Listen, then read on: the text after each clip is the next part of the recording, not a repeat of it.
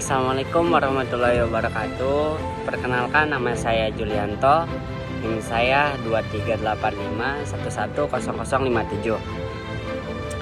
Oke teman-teman, di sini saya akan menjelaskan atau menceritakan sedikit ya tentang Thariq bin Ziyad. Kalian pasti asing lah dari nama-nama Thariq bin Ziyad karena ya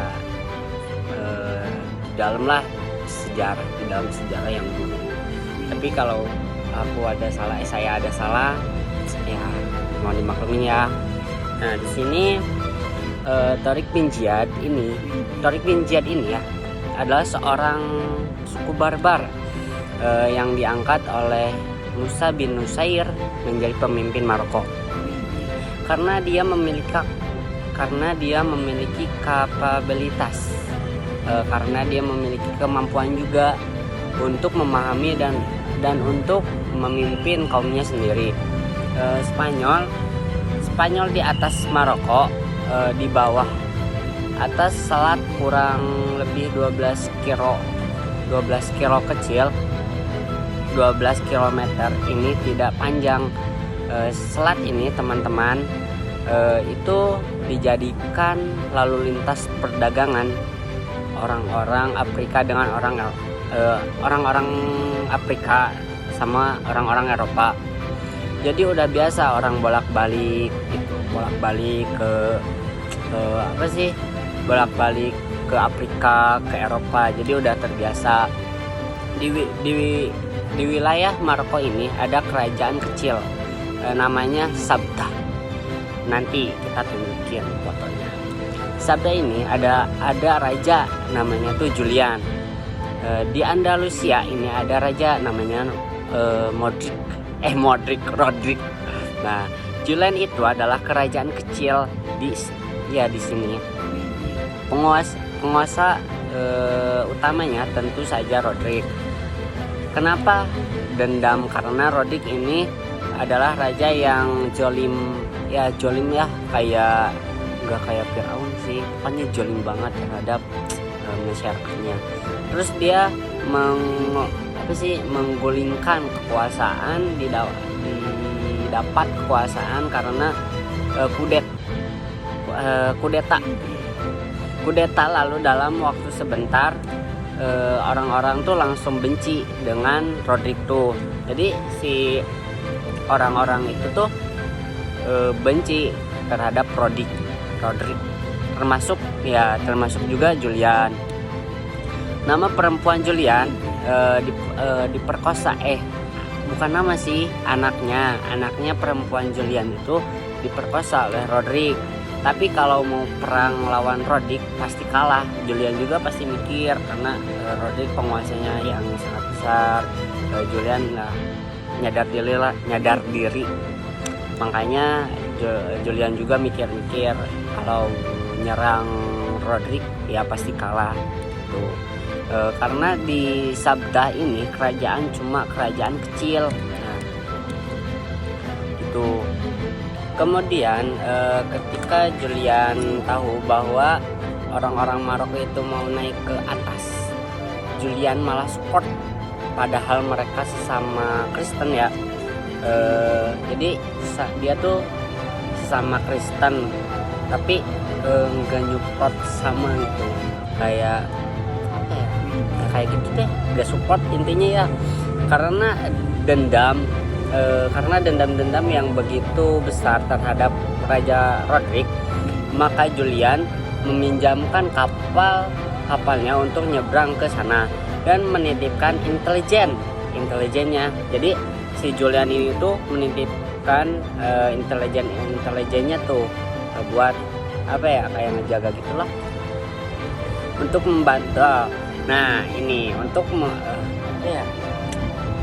jadi si intelijennya tuh jadi untuk membantu kaum muslimin, untuk membantu kaum muslimin. Thariq bin Ziyad berangkat dengan jumlah pasukan sebanyak 7.000 orang. Nah, di perbatasan ini ada bukit. Nanti mereka bikin markas di sini. Jadi Thariq bin Ziyad ini mengirim pasukan sejumlah 7.000 orang. Nah, nanti tuh dia tuh bikin markas gitu, markas rahasia. Nanti mereka bikin markas rahasia. Terus karena pemimpinnya namanya Torik, jadi maka disebutlah si markas itu atau kayak bukit gitulah. Jadi namanya tuh Jabal Torik. Nah sampainya di sana nggak langsung terjadi peperangan, tapi terjadi persiapan. Nah di sana tuh Torik dan para sahabat-sahabatnya tuh menyiapkan rencana buat nyerang ya, karena ya harus maksimal juga. Kalau nggak maksimal kan Raja Modricnya tuh bukan kuat sih, lebih banyak ininya tuh kayak bukan anak buah kan ya, pokoknya lebih banyak dari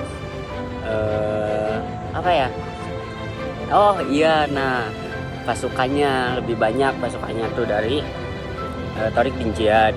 Nah lanjut, masyarakat Andalusia tahu bahwa mereka mau diserang. Nah jadi si masyarakat Andalusia tuh tahu bahwa Torik bin Ziyad itu mau menyerang ke mereka.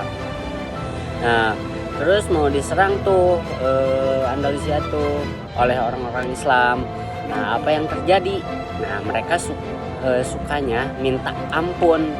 Nah inilah yang kita tunggu-tunggu. Kenapa? Supaya Raja Rodrik hancur. Sementara mereka sudah mendengar bahwa Islam itu adalah sebuah entitas yang begitu kuat. Bukan hanya agama, tapi juga negara yang begitu kuat, tak terkalahkan lah Islam tuh pas zaman itu tuh. Nah melihat ada 100 pasukan di depan, karena informasi dari intelijen ini Torik bin Ziyad minta bantuan, karena dia hanya bawa 7.000 pasukan kan, Torik bin Ziyad tuh. Makanya si Torik bin Ziyad ini tuh minta bantuan. Dikirimlah bantuan sebanyak 5.000 orang. Bukan orang sih, 5.000 pasukan. Total pasukan Torik bin Ziyad menjadi 12.000 ya. Di 100.000 pasukan ngelawan 12 pasukan, mana mungkin gitu ya.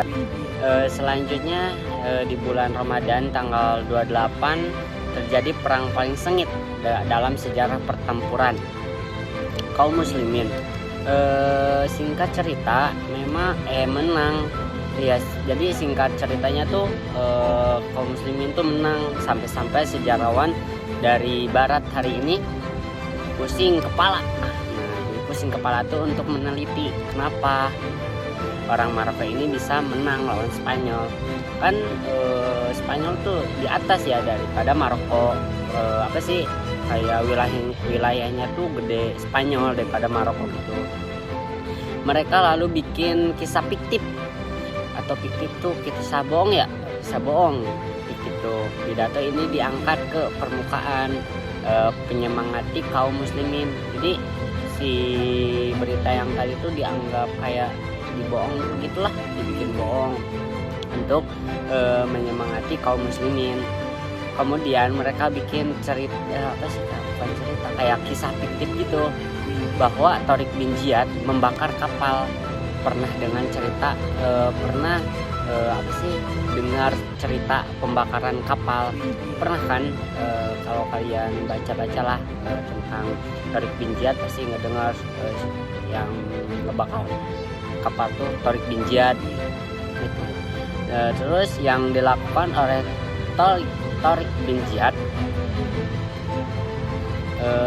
jadi kayak berpidato gini loh, wahai sekalian pasukan. Nah, di belakang ada di depan ada musuh yang banyak ya, yang musuh yang 100 pasukan itu, 100.000 pasukan itu.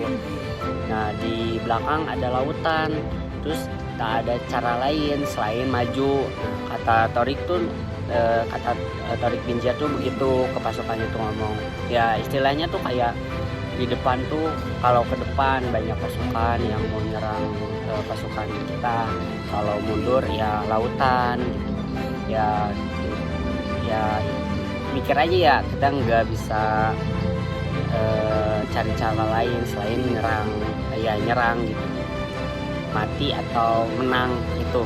Nah, karena cerita pembakaran kapal itu hanya cerita fiktif yang orang barat sampai pusing kepalanya ya, karena tidak mungkin menang seharusnya gitu. Kisah ini sama sekali tidak ada sanad yang sahih dalam sejarah Islam. Oke teman-teman, sekian dari cerita saya. Mohon maaf bila banyak salah atau pembahasannya yang kurang tepat atau yang ada yang salah lah dari omongan saya, karena cerita saya sampai malam gini ya, dari jam pokoknya sore sampai malam juga. Ya pokoknya minta maaf kalau banyak salah, yang salah digunakan juga. Pokoknya sekian, terima kasih. Assalamualaikum warahmatullahi wabarakatuh.